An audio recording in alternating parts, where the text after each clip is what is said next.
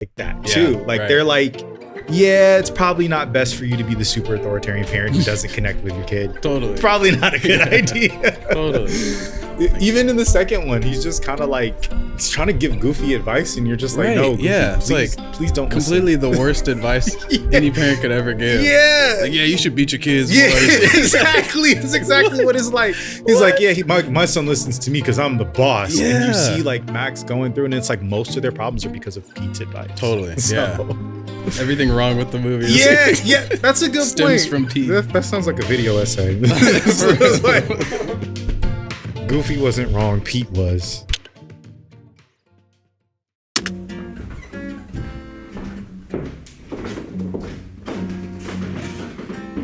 Hi, I'm Cam Carmichael. I'm here with Joshua Durant. Yeah, we're here to just talk about the musical process and how we come up with our lyrics and our performances. So I wanted to hear from you, Josh. Like, how do you start to write lyrics? I know that it's something that's really daunting when you're looking at a blank page and maybe you have some music behind you or you don't, and you just have to write music. How do you do that? Yeah, I feel like half and half of my process is like driving in the car or sitting on the toilet or anything where like my mind can be free for a second. Yeah, I feel like inspiration and lyrics kind of come from that a lot. Yeah. And I have to quickly either do a voice note or write it down on my phone. Yeah. And capture that, you know? Yep. It'll be gone. It'll be gone so just fast. Leave you. Yeah, exactly. That, or like when I've built an instrumental, I'll just do the whole mumble the melody, try to piece words out of the nonsense. And I've had some success with that. But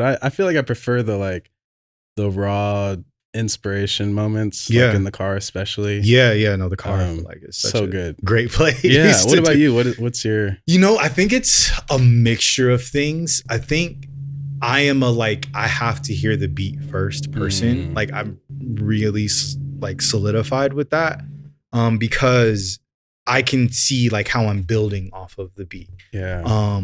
And like listening to it over and over again, I think that the mumbles start to come to me first, where it's like da, da, da, da, da, da, and then like the words will start to fill in.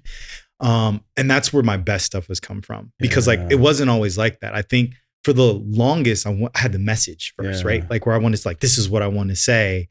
And then let me go find a beat to do that. And that just was not working. But when I started to listen to the beat and I'm like, okay, well, this is what the beat is saying. How do I feel about what it's saying? And like, how do we work together with this? Yeah. I think is ultimately where like cool lyrics started to come from. Yeah. That feels like such a like organic, almost like it reminds me of like James Brown or something, where you're in the room, it's all live. Yeah. And we're all reacting to each other at the same time. That feels so cool. Yeah. It's cool too. And I think like there's such a balance, especially when it comes to writing rap lyrics, because like so much of it is performative and you want to be able to say something really cool.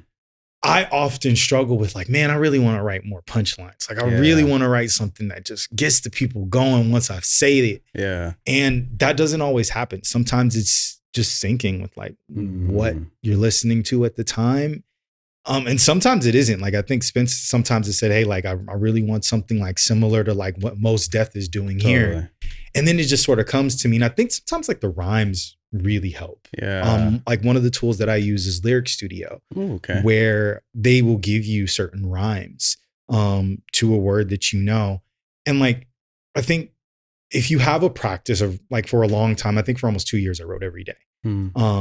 Like rhymes will automatically come to you.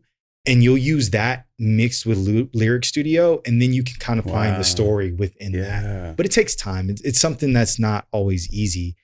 How do you build melodies? That's something as a rapper, because like that's something that's harder for me. Like, what's your process for doing that? I feel like it kind of depends. Sometimes it depends on what I'm writing with. Like if I'm singing and playing guitar or something, I'll sometimes stumble on some sort of guitar melody, and then I'll just take that as a vocal melody, or piano. That's dope. You know what I mean? Just that's steal cool. it Yeah, and yeah, then build something else on top of that instead. Yeah. The mumble thing does honestly help a lot. It does. Yeah, it really does. Honestly, just trying to like allow yourself to not judge yourself while you're creating, and just make mistakes. And sometimes the mistakes are the coolest things. Yeah, no, that's true. How do you overcome that judgmental side like in your head? Because it's always there. Yeah. Always there. I feel like something like what you were mentioning about like writing every day or doing something in the morning that kind of like having moments of play or having moments of like just getting in touch with the subconscious. Yeah. And then getting at peace before you create. Yeah. I feel like that kind of thing helps me to be in the right headspace to not be judgmental, not feel like this song has to be the number one hit of my whole life. Yeah. Like I can just be played. Yeah.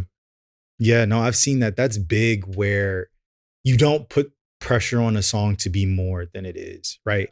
Like sometimes it's just got to kind of develop on its own, and like the people will feel about it how they feel about it, but you have to kind of feel good about it. I feel like I've had that happen a lot of times. Like one song that comes to mind from the first album that I did with Spence is Underground, which is like this sort of Bonnie and Clyde story. We do this all day, we never gonna stop. We do this forever, we'll rise to the top. When we together, we gonna be legendary. You know I got your back when the shit getting hairy. Immortal, most wanted, the lifestyle they cover, live fast and we wanna. And it gets a little like raunchier than I normally would. Or I wouldn't even say that I'm comfortable with, because I'm actually really comfortable with that. But like I had never done it as an artist. And it just kept developing and developing. And I'm like, you know what? Like I'm just gonna let this go where it's supposed to go, because like it's a part of me. And then we'll see where it turns out. It turned out to be a really fun song, but like I think letting go is really hard in that creating process. Totally. Like, so for the songs, there's a song Mojopin, I think. Some they hate me, most don't love me, but you're hesitant to touch me. They degrade me, I'm mutating, powers growing as I'm changing. Yeah, I'm oozing out your skin. We are one when I go in. Right? Yeah. And then Limit. Yeah. I really, really liked those. Yeah. What were like some of the references? And oh, that's a good question. Mojopin was a process, because to be very honest, when Spence first pitched it to me, I was not down.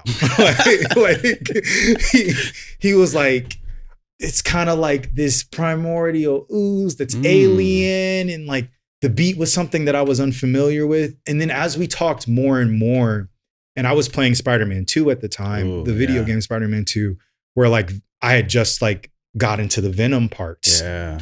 We connected it to that. Yeah. And he was talking about like this almost anti-hero, like disgusting but powerful sort of feeling. And I'm like, okay, I get that a little bit more working with Venom.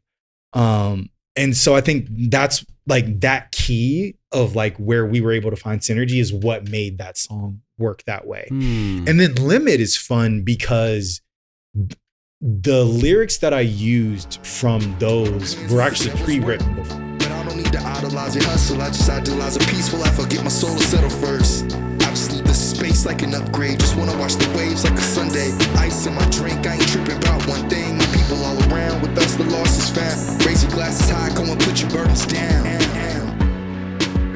Those lyrics to another song that I had put like that I had sort of as just in the bank for a while. And like at first when we were doing it, it was just 3 straight verses. Like Spence didn't do anything else with it. It was just like 3 straight verses, and then I added a few more. But there were some lyrics that I really liked, and then it sort of developed organically from there. So I mean, they come from different places all the time. How do you feel? Because honestly, man, like that song is stuck in my head. Oh, and dude. The first time I heard it, I'm like, this song is going to get stuck in my head. Oh, that's so sweet. Yeah, where did that come from? I feel like that one was another one of those like Spence and I were gonna write. Yeah. I was driving over here and was like, I should have a couple words at least, you know? Yeah, just prepare, just in at case. least something. Yeah. And so on the drive, I feel like a couple words came out, and then when we got together and started just putting parts together, like those lyrics kind of spilled out. People circle around. How do you feel now? Out in the world where we run from a bully, surrender, fall down. I stick my eyes to the ground, and it clicks. And I don't know, I feel like at that time of my life I was, and still even now, I'm kind of dealing with like how to be like how to be in social situations, how to like exist around other people and have a good time and make sure other people have, you know what I mean? Like just being a good human, I guess. I don't know. And I feel like that song was me kind of trying to deal with it, or at least like scratching the surface on it. That's cool. So now I have to re-listen to it. Totally. Yeah. And it's, I don't know. It's just a lot of it's like, how do you feel in this moment? Are you okay being here? Do you need to leave? Like kind of checking in with yourself. That's awesome. Yeah. I feel like that's kind of how that's. This is why I love music, because like when I listen to that song, I feel like I am driving down PCH, listening to that song with the top down, with my wife right next to me, sort of listening to that. But that deeper meaning of like fitting into life, like fitting into social situation, gives it so much more. I say this in the best of compliments. As don't take this the bad way. After the beef with Drake, I think it's what Drake wishes he made. Wow. Like, because I remember Drake talking about how like he makes music for people who are driving late at night. Like that's kind of what he's going for. And when I listen to that, I'm like, this is for people who are driving in the day and just want to cruise. Like, that's crazy. It feels great in that way. Yeah. I would be surprised if nothing came from that song, because like something will probably come up. Oh, that's so sweet. Thank you. And well, I mean it genuinely. Yeah. Yeah. What's your, like, what are you working on now? What's coming to you musically, or where are you at? Like, just. Yeah. I feel like I'm kind of starting to dig into a sound that I really enjoy. I feel like How Do You Feel is definitely in that realm of like kind of indie acoustic-ish. But it's like hip hop elements and lots of auto-tune, you know, things like that. And I'm kind of like crafting just a little body of work that I'm really proud of, that I'm hoping to start releasing. So that's awesome. That's dope, man. Well, pay attention. For sure. What you're on to something with How Do You Feel, man. That's cool. I really appreciate that. Thank you. Yeah. Well, great. Thank you guys so much for watching. Thank you, Cam. Yeah, this was fun. You. Yeah, this was really fun. I go by UV Damage if you want to follow me on socials. Yeah. Thanks for watching. I'm Cam Carmichael. You can follow me at Cam Carmichael Music on Instagram.